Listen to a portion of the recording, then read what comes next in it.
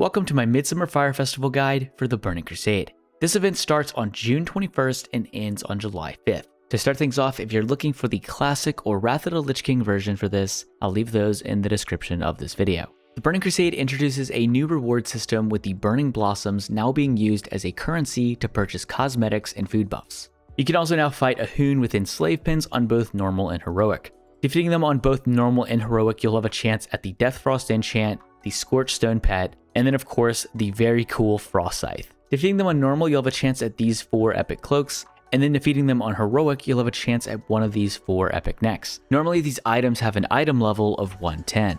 But during the recording of this on the Anniversary realms, Blizzard has now enhanced Ahune's loot table to drop eye level 128 gear.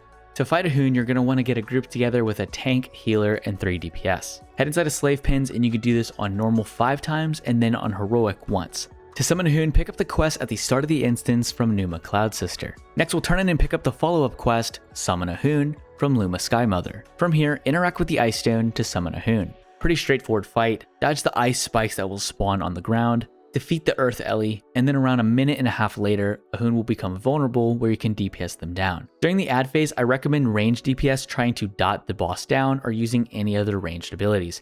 Melee DPS cannot attack the boss, they will get knocked back every single time.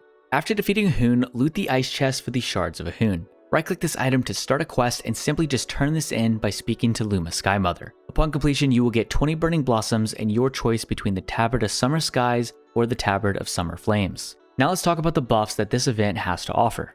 For this event, you have the new Fire Festival Fury. By tossing a Burning Blossom into a bonfire, you will get 3% crit and spell crit for 1 hour. Located at all bonfire locations, you will find the Ribbon Dance pole. Right-click to interact with this, and this will gain a stacking buff starting at 3 minutes and giving you a max duration of 1 hour. This will increase XP gain from killing monsters by 10%. Next, we have the Fire Festival Fortitude. This is a 30 stamina buff that lasts for 1 hour. This buff goes out when a player turns in a Stealing the Flame quest.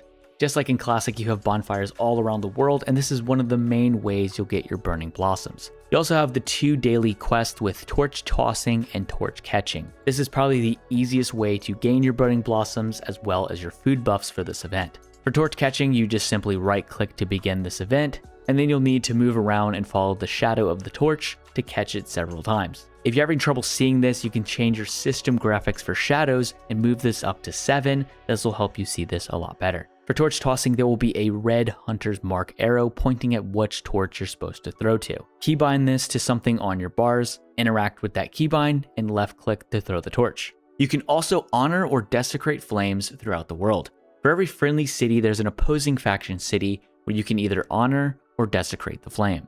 By doing this, you will gain Burning Blossoms. And in the process, these one-time quests are a great way to make some gold. All you really need is to download Questy to get this done, but I will leave a full list in the description of this video. You can also steal a city's flame to gain Burning Blossoms as well. I'll leave the locations to these in the description as well, but again, Questy is more than enough to get this done. Upon completing this, you'll get 25 Burning Blossoms and your choice of one of the 4 food buffs. You could also pick the Festival Brew or the Handful of Summer Petals, but I highly recommend choosing the food buffs. You can choose between the Elderberry Pie, which will give you 20 defense rating, the Toasted Smork for 44 plus healing, the Midsummer Sausage for 23 spell power, and lastly, the Fire Toasted Bun for 20 hit rating. Since these items have a limited duration, I recommend turning these in a few days before the event ends. And if you complete all 4 Stealing Flame quests, you will get the Crown of the Fire Festival. Now that you have some Burning Blossoms, here's what you can spend them on. Head to any of the Midsummer merchants or suppliers at the bonfires. Speaking with them, you'll have the option to pick between several cosmetics and the food buffs. Once again, since these items have a limited duration, I recommend spending all your Burning Blossoms on the food buffs